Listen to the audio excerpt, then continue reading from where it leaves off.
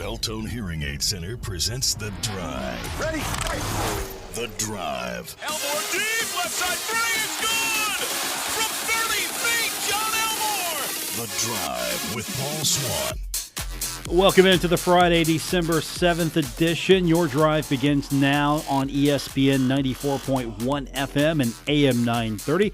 We are presented by Beltone Hearing Aid Center. Coming up this hour, going to hear from Brett Dulaney. He's the executive director of the Bad Boy Mowers Gasparilla Bowl. He's going to join me in a few minutes. We're going to talk to him about the game itself, the matchup, and everything else that goes into making a bowl. You got to admit, if you're going to play in a bowl, you might as well have one that has some interest built in already. And just because of the name itself, a lot of people will perk up and go, oh, what's that? With the Bad Boy Mowers Gasparilla Bowl being one of the more unique names. So I've had to explain what a Gasparilla is to a few people. And I'm not even from Florida. I've had to get the Florida native in the office to maybe make that explanation. We'll try to solve that for some of you stragglers, what Gasparilla is all about. Not Bad Boy Motors, we know that. What Gasparilla is all about. But that's what's coming up here a little bit later on. We'll get some of your phone calls in later on as well at 877-420-TALK, 877-420-8255. We've got a lot to get into. Of course, the Thundering Herd, the basketball squad, back in action tomorrow, 2:30 at the Cam Henderson Center. That means we go on the air at 1 o'clock as Marshall trying to get back to their winning ways. They're home, so you would hope that's going to help. The Thundering Herd so far have been solid at home, rock solid, undefeated. They won one game on the road, and they have lost the remainder. Maryland, Ohio, and then most recently against Duquesne. So Thundering Herd will host Toledo, 2-game homestand at the Cam Henderson Center. We will talk a little bit more about that. I'm really interested to see what kind of start this team's going to have when they take the court. What's warm-ups going to look like? Is it going to be loose? Are they going to be businesslike? Are they going to be relaxed? Are they going to be tense? Are they going to be focused? Are they going to be lackadaisical? And then when the ball's tipped, what's going to happen? Are they going to be really aggressive on defense? Try to make a statement early? A little bit more selective with their shots? Get some guys worked into the offense? Not try to funnel everything through one or two guys? Have a situation where anybody on that court at any given time could get the ball and make a shot? Or are you going to funnel your offense through a couple of guys? Or are you going to basically funnel the offense through yourself if you're one or two of those guys? As you heard Dan D'Antoni, he's pretty tired of the me, and he wants more of the we. No me, just we. He wants this team to be playing for the Thundering Herd, not for individual marks, records, accolades. Let's be honest. It's not time to hit the panic button yet, but this is going to be a good indicator what is going to happen after a good couple of days of reflection and aggressive counseling maybe from Dan D'Antoni. So that's all coming up Saturday. We will find out what happens. We'll talk a little bit more about Toledo coming into the Cam Henderson Center later on, along with your phone calls. We'll take a look at the college football awards. A lot of awards were handed out yesterday. Of course, the big one will be handed out on Saturday, the Heisman. And that's the one we're all waiting for. And as a Heisman voter, I really can't speculate. I'm not going to, just because I've got to vote. So I don't think it would be fair for me to kind of speculate based on I know where I voted. But it's going to be interesting to see which one of the three walk away with the Heisman. And, you know, I'm kind of curious to see where Will Grier ended up in the voting. That's the one thing I'm kind of curious about, to see where he ended up. Did he end up solid as 4? Did he end up at 5 with the voting? I'm kind of curious to see what, at the end of the day, the vote looks like I know my one snapshot. I'm just kind of curious to see what my snapshot looks like compared to where the rest of the voters on average went. So that's coming up this weekend. We'll talk about that. And, of course, if you follow me on social media, at Paul Swann, as soon as the Heisman vote is announced and the winner has his trophy in his hands, I'll shoot you a screenshot of my vote so you can compare and contrast. That's at Paul Swann on Twitter. All right, we're going to take our first break, come back. When we come back, we will hear from Brett Dulaney. He's the executive director of the Bad Boy Mowers Gasparilla Bowl. He joins me next on this edition of The Drive, presented by Beltone Hearing Aid Center on ESPN 94.1 FM and AM 930. You're listening to The Drive with Paul Swann, presented by Beltone Hearing Aid Center on ESPN 94.1 FM and AM 930. Welcome back to the Friday edition. I'm your host, Paul Swann. Still to come, we're going to preview Marshall's matchup tomorrow at the Cam Henderson Center with the Toledo Rockets and take your phone calls. But I want to talk a little bit about Marshall's upcoming game, the Gasparilla Bowl. Bad Boy Mowers sponsoring this one, which last year when the name change came, this was one of the more interesting name changes. It really got me talking, thinking about, hey, what it would be like if the Herd would actually play in that game. Well, I got my wish this year. Marshall is playing against South Florida, and to join us now on the program to tell us a little bit more about the game itself and to kind of give us an idea of what fans and the team can expect when they all descend on Tampa is Brett Dulaney. He's the executive director of the Bad Boy Mowers Gasparilla Bowl. Brett, thanks for spending a few minutes with me this evening. Absolutely. Good evening, Paul. How are you? I'm great. Now, this game over the last few years, it feels like we see bowls come and go, but this one seems to be on a better trajectory than most of the bowls that you see. Actually, I think we're talking more about this game now over the last few years than we did years ago, the first time around when Marshall was in it. I agree with you. You know, it's longevity. We've grown our game, over the last 10 years. This will be our 11th game. You know, when you first start out, it's really rough. You don't have a bowl committee. You have a couple very small meetings and committees and things you can do. So it's very, very difficult to touch and feel and get your hands around things. And until that time happens, when you get the public involved and you get the fans involved and you get all the community involved, it just takes a while. It's here's the thing. Most basketball teams and most football teams, they get to play 12 games, football 12 games a year. So they can get better every time they play during the course of a 3 or 4 month period. Us, we have one game a year. So it takes a little bit of time to get better each and every turn. Now you get a new venue. You're going to be playing the game now at Raymond James Stadium, which I thought was a great move. The name change, the sponsorship deal, I think has really generated more interest. And you're going from a baseball park to a football stadium, and that's got to really change the dynamic of this game.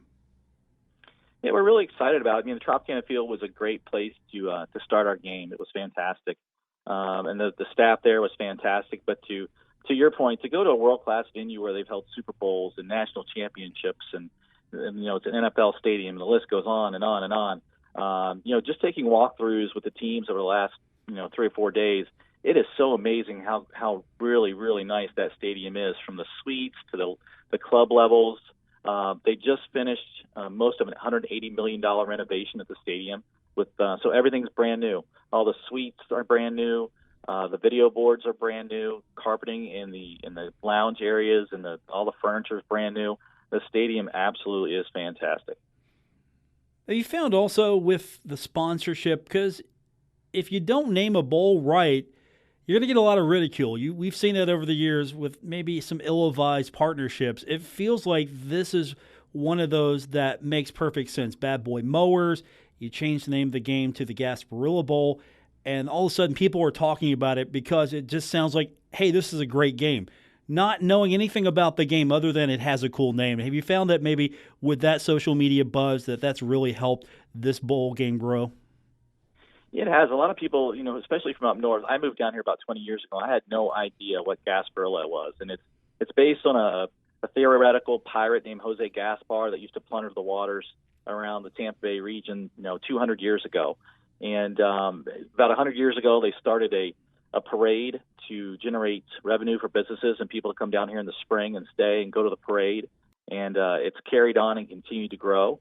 And we talked with the actually founding fathers of the Gasparilla name and asked them if we could get involved and be the kickoff to their Gasparilla season. And they opened up with arms. They were looking for a international and national platform along with ESPN to grow their name and our name together, and it's worked out great. It's a very interesting name, and then obviously with Bad Boy Mowers, Florida, down in Florida here, grass grows year round, so they have been trying to grow this market extensively over the last several years, and what better way to do that with than the title name of a bowl game.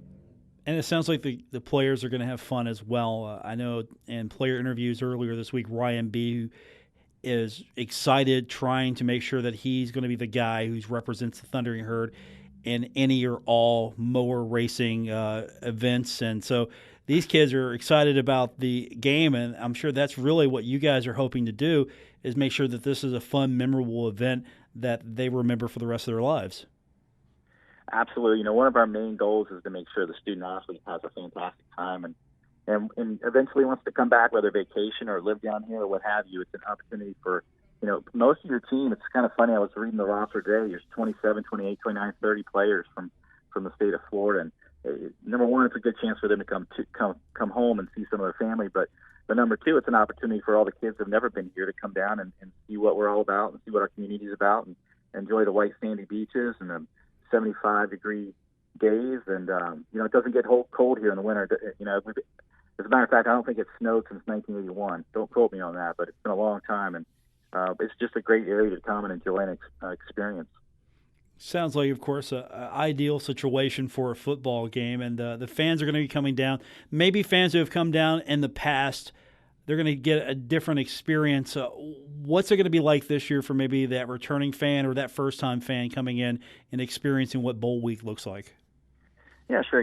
I'm from West Virginia, so I moved down here probably 20 years ago, and it's a totally different experience from St. Petersburg to Tampa, even though they're separated by a body of water. The build out and the economy in Tampa itself, with all the new hotels and new restaurants and new things to do, we're probably about 45 minutes to an hour away from where we were before, where we held the teams and we were close to Tropicana Field. So it's totally different. There's the Hillsborough River. There's a river walk there. The bands are going to march down and play to Armature Works, where we're going to have our pep rally. So there's a lot of different things to do in the community here. So I think people really will like it. If you came last time and you haven't had a chance to come back, I recommend people come down and see what we have to do. We have a lot to offer.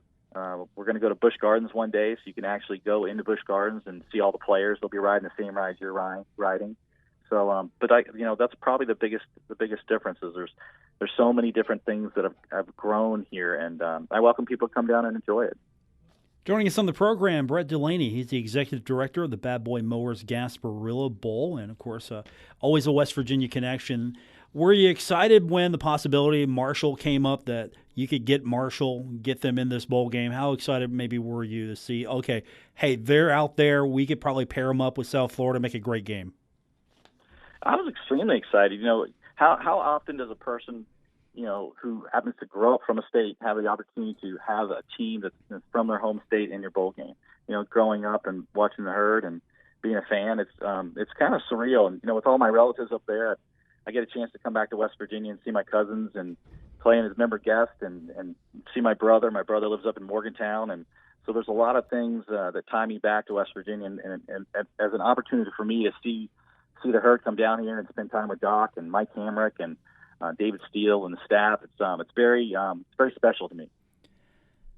When putting these matchups together, I don't think sometimes fans understand really how hard it is to make a matchup like this happen.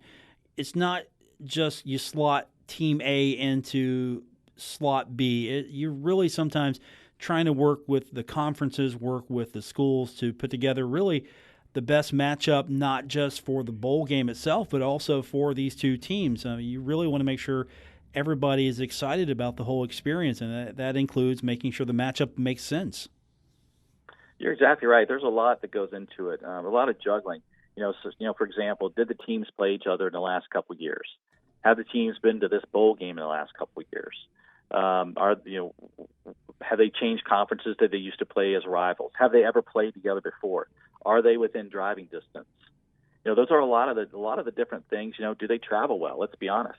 And USF being a hometown team and Marshall traveling well, there's going to be a lot of green at the stadium, so it should be a really good test. And all those things go into it. And there's many, many more. I just tip of the iceberg, but there are many more other things that go into making decisions.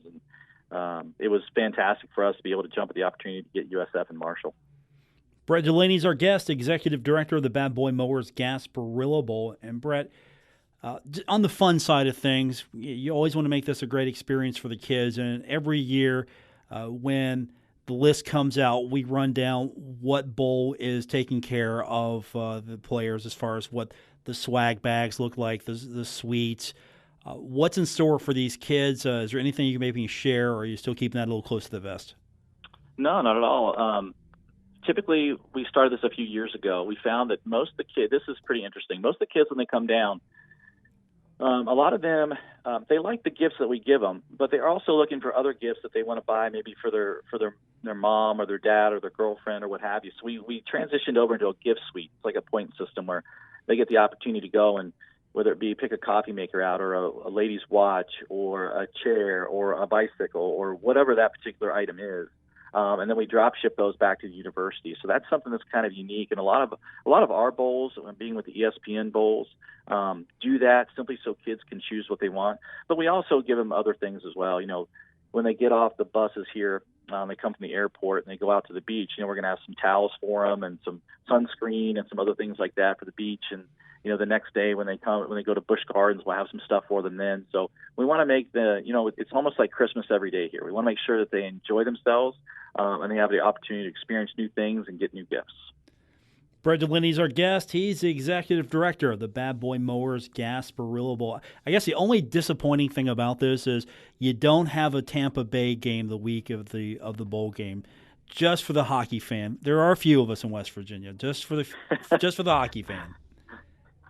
Yeah, it's really funny. We're really good partners with the Lightning, and we're really good partners with the Tampa Bay Buccaneers, and neither one are playing while you guys are down here.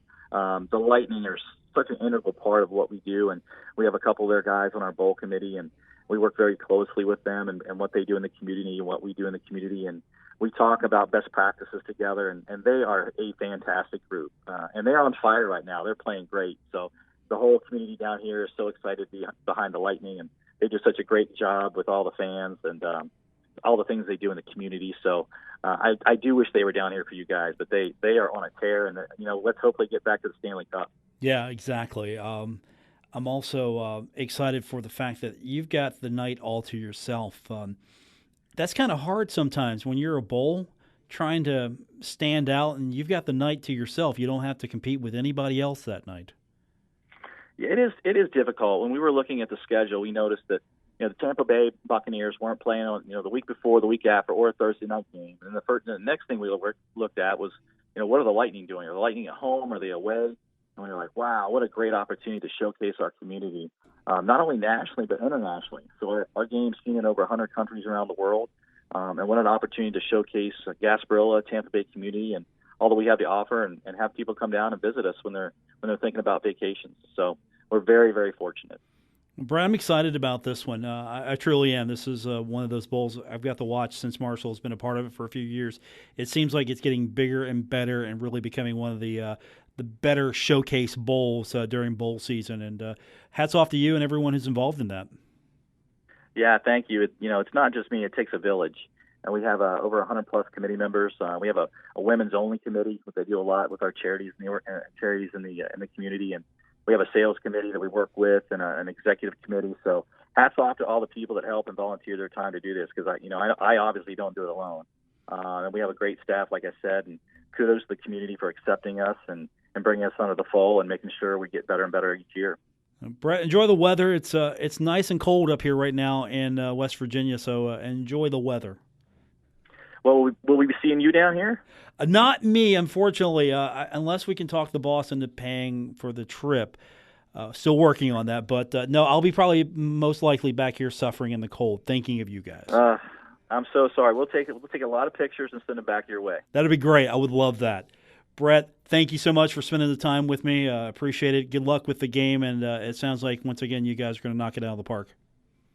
Thanks for your time tonight. I really appreciate it. And we welcome all the Herd fans to come down here and go visit our website at Gasparilla.com to see all the things to do.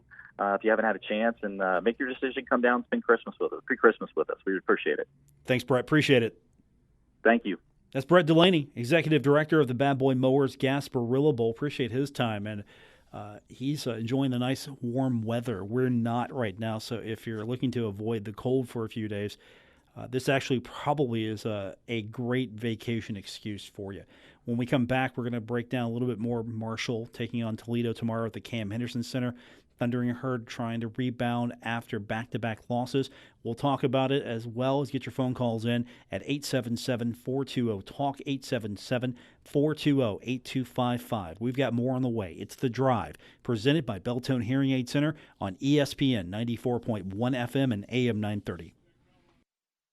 Buckle up. Paul Swann has the wheel on The Drive, ESPN 94.1 FM and AM 930. We are presented by Beltone Hearing Aid Center. Welcome back to the Friday, December 7th edition. I'm your host, Paul Swann. Coming up tomorrow at the Cam Henderson Center, Marshall will face off against Toledo. 2:30 tip. We'll have it for you if you can't make it to the game right here on ESPN 94.1 FM and AM 930. So the Thundering Herd are looking to rebound. Marshall has faltered the last couple of games. Defense has been a big culprit. Herd hasn't been able to really find their shot, find their rhythm. Also, Marshall has really just made some teams look good shooting. Ohio's not a lights-out type of shooting team, and they look pretty solid against Marshall. You weren't expecting that. And then you see Duquesne, not necessarily a fantastic shooting team, and they were shooting really good, better than the Herd. So what's the problem? I think you got to put a hand in a face a little bit more. That would help. But Dan talked about it after the game. Got to get these guys into the team concept. No more of the me, more of the we. We'll see what happens. CJ Burks, I will say this about CJ. He's getting his points. I don't know if that is a direct result of no one else able to, or he's the only one who is playing up to his potential, or he's maybe taking too much on his shoulders. But CJ right now is the only guy on the team that has scored in double figures every game. He's got 4 games with 20 or more points, so he's putting his signature on this season so far. And you saw a little lineup change. I don't know if you're going to see that again, but you got Rondell Watson. He made the start at Duquesne. And here's a stat that I don't know if this is good or bad. John Elmore and C.J. Burks, they have combined for 320 of the team's 691 points this season. That was a neat little stat that Marshall gave me today. 46.3% of Marshall's offense is generated by John Elmore and C.J. Burks. That's a great number for them. John's getting his points most nights. C.J. Burks is getting his. But if you shut down John Elmore and you shut down C.J. Burks, or you shut down one or two of them, you're shutting down a good chunk of Marshall's offense. 46.3% of Marshall's offense right now coming from Elmore and Burks. Now, I look for a better performance tomorrow. The Thundering Herd is 4-0 at home. They've got, however, a disappointing 1-3 road record, the lone win coming against Eastern Kentucky. And when Marshall is more forceful inside, they win. Marshall's won 5 games, and they've outscored their opponents in those 5 games in the paint. So that's a stat to keep an eye on. Marshall has to score in the paint and score more than their opponent to have a chance. It seems like that's a big number. And just pulling out the numbers from the game against Duquesne, points in the paint, Duquesne outscored the Thundering Herd 46-30. That's a big difference there. And again, just to go back to my point, Duquesne was able to shoot 57.9% in that game. 57.9%. They shot 58% just about the first and second half. Marshall shot 50% in the first half, and they dropped to 43% in the second half. So you got to clean that up. Now, Toledo is not going to be an easy opponent. They're not going to be a pushover. They're 8-1 right now. They've got a 6-game win streak. They're scoring. They're scoring a lot. They are out-rebounding their opponents by over 6. They are scoring more than their opponents, almost 18 in contest. They'd start at 48.1% from the field. So if they get hot, I hate to see what that number looks like, but they're shooting over 48% from the field. They are making over 40% of their shots from the three-point line. They spread the ball out. They've got 5 guys averaging 10 or more points, and they've got 3 players with 29 or more assists, so they're spreading the ball out. They're finding different guys to score. Look at that box score against Duquesne. C.J. Burks had 26. Watson had 12. Elmore had 12. Nobody else is in double digits. And the other number we keep talking about that I want to see maybe a different spread tomorrow is who gets to shoot the ball. Where's the best shot coming from? And you really can't involve a guy in the offense if he only gets 3 cracks at it. Jansen Williams had 3 shots. He had 17 minutes, but 3 shots. Jared West, who I want to see more on the floor, because, again, he doesn't give you that offensive punch, and I fell into that trap. I wanted to see more scoring from Jared West. No, pay attention to his game. He's going to bring some defense to the game. He's small, but he can get after you. So he's out there. He only gets 5 looks.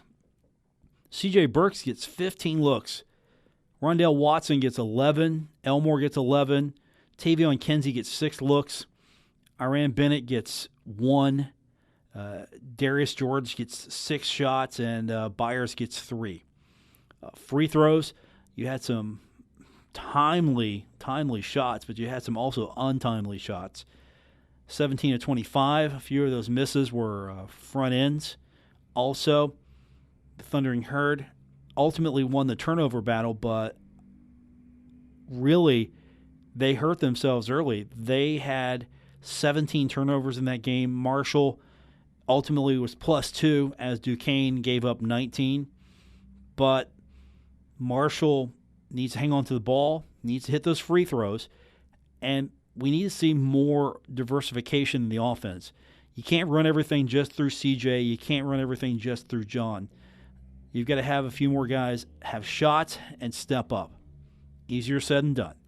Dan D'Antoni will, I'm sure, address some of these needs as the Thundering Herd will take on Toledo tomorrow. Cam Henderson Center, where it's going to happen, and we'll have it for you right here on ESPN 94.1 FM and AM 930. Now, I'm interested in this series because for some of you, maybe you're not as familiar with the Toledo series. Marshall's been in Conference USA longer than they were in the MAC the second go-around at this point now. So Toledo doesn't mean a thing to some of you. Marshall and Toledo have played a lot. And in football, it meant something. Basketball, it meant something. Marshall trails the series 33-23, but they've won the last 2. That's good there. And if you're looking at the roster tomorrow, kind of scouting the opponent, those of you who really dig into the other team, Jalen Sanford, he leads the Rockets. He averages over 17 points per game and 9 starts. He's also been on the court the most for the team. He is averaging over 30 minutes of court time. He was picked to win the MAC West Division preseason team. He was picked on the MAC West Division preseason team. He's pretty good. And then they've got pretty good balance. So we'll see what they can do tomorrow against the Thundering Herd. This would be, I think, a nice win for Marshall if they can get Toledo. You lost to Ohio. You try not to lose to Toledo, and you don't want to go into a 3-game losing streak. We'll have more on the way. We will continue to look at this one. We'll also take a look at what happened last night, College Football Awards, when we continue with this edition of The Drive. We are presented by Beltone Hearing Aid Center on ESPN 94.1 FM and AM 930. Listening to The Drive with Paul Swann, presented by Beltone Hearing Aid Center on ESPN 94.1 FM and AM 930. We're presented by Beltone Hearing Aid Center. I'm your host, Paul Swann. This is The Drive on ESPN 94.1 FM and AM 930. Last night, I don't know how many of you were huddled up next to your television to watch the College Football Awards. I was happy for Josh Allen. He won the Bednark. And you know what? He also took home the Nagurski as the Defensive Player of the Year. I mean, that's pretty good, right? That's showing you something there. So I was really happy for him.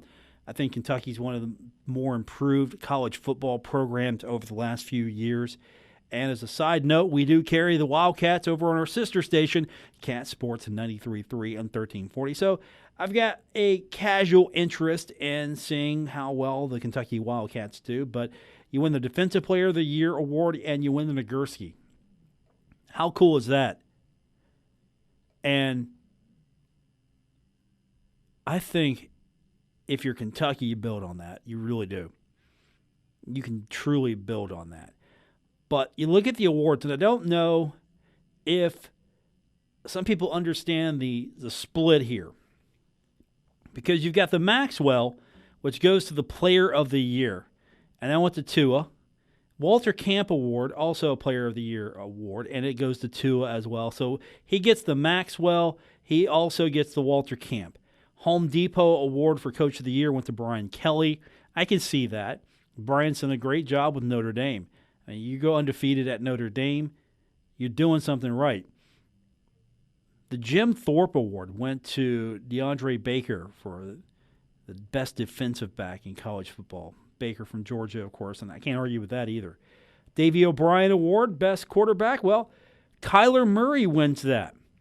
And I know you're sitting here thinking, well, if Tua's the best player, he's the Player of the Year, wouldn't he ultimately be the best quarterback? No, not so fast. Not necessarily. It just depends on what the voting criteria are in the voter's mind. That you look at, okay, at the quarterback position, who's best?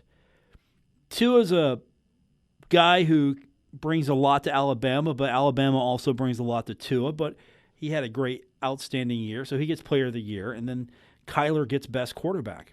So the voters, there's their Davey O'Brien, kind of thought that he was the best quarterback. Now, Lou Groza goes to the kid from Syracuse, and the Butkus goes to Devin White from LSU. I saw the place kicker and the kicker awards. I skipped over that quickly. I'm sorry, kickers. I'm sorry. I that was a break opportunity for me. Doak Walker goes to Jonathan Taylor from Wisconsin as the best running back. No argument there. That kid can run. The Biletnikoff goes to Jeremy Jeudy from Alabama as the best wide receiver. Best tight end goes to Hawkinson, T.J. Hawkinson from Iowa. That's the John Mackey Award for the best tight end. The Outland Trophy, which is given to the best interior lineman, goes to Quinnen Williams from Alabama. Ray Guy Award goes to Braden Mann from Texas A&M as the best punter. And as we mentioned, the Bednark and the Gursky go to Josh Allen from Kentucky, Defensive Player of the Year. And then you get into some of the more not necessarily statistical awards. The Disney Spirit Award went to Tyler Trent from Purdue for most inspirational. The Academic Heisman goes to Christian Wilkinson from Clemson. That's the William V. Campbell Trophy. The Werfel Trophy for community service goes to Drew Tranquil from Notre Dame. And the Broyles Award goes to Mike Loxley from Alabama as the best assistant coach. So that's a breakdown of what the college football awards looked like last night. And the Heisman, of course, will be awarded on Saturday, December 8th. If you are curious to how I voted, follow me on social media, and I'll release that to you after the trophy has been awarded. So that's coming up on Saturday. As soon as that trophy's in his hand, I'm going to have the screenshot ready to go. I'm excited to be able to get to do that. First year for me to get to vote on the Heisman. It's really an honor, so I appreciate everyone who made that happen for me. That's going to be fun, just to see how it breaks down. And then you can look at my vote. And I can't tell you anything. I can't even hint. It's like Christmas.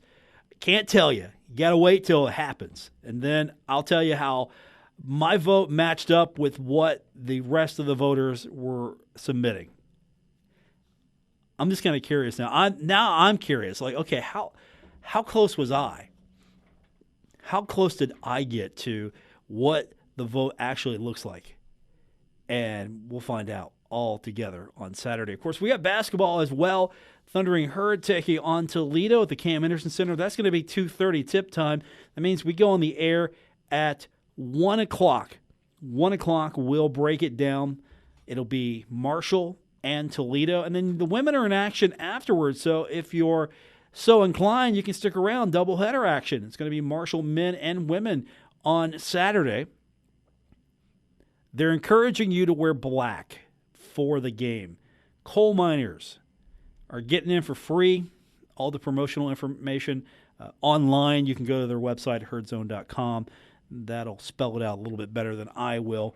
But you got a women's and men's doubleheader coming up on Saturday. So if you're so inclined, stick around, help out Tony Kemper, give those ladies some support as well. And then everybody can huddle up by the television. Huddle up. Get ready for the Heisman vote. Find out who wins the Heisman. Place your bets. Okay, where it's legal. Place your bets. Find out if you were right, if you were wrong, if your guy got robbed. That's the thing I'm interested in, just to see how many of you think it's going to go one way, and then how many of you are going to be mad if it goes another. That's what I'm interested in, seeing your reaction. But we'll have, of course, basketball action on Saturday, and then our game should be pretty much over before the Heisman vote begins. So we'll have that right here on ESPN 94.1 FM and AM 930. So we'll have live coverage of the Heisman as well. If you can't watch it, we'll have it for you on the radio side. Hopefully we can talk about on Monday a Thundering Herd win, because guess what? On Monday, we're going to be right back at the Henderson Center. Thundering Herd taking on Morehead State. So for those of you expecting a show on Monday, well, the pregame will be your show. We won't be at the Union on Monday. Sorry about that, but that's okay. Herb Stanley, your proprietor of the Union Pub and Grill, our host institution on Monday, he'll be at the game. So you want to hang out with Herb, you hang out with me and Herb at the Marshall game. That's where we're going to be. For our producer tonight, Gabriel Sellers, appreciate him. I'm Paul Swann. I want to thank Brett Dulaney. He's the executive director of the Bad Boy Mowers Gasparilla Bowl. He was with me earlier on the program. If you missed any part of that, don't forget, you can go back and catch it on the podcast. All you have to do is listen to us on Stitcher, TuneIn, Apple Podcast, wherever you get your podcast. And if you like the show, let us know by leaving us a positive review. For Gabriel, I'm Paul Swann. Good night.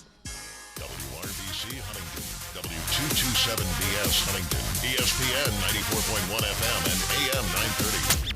Huntington Sports Station.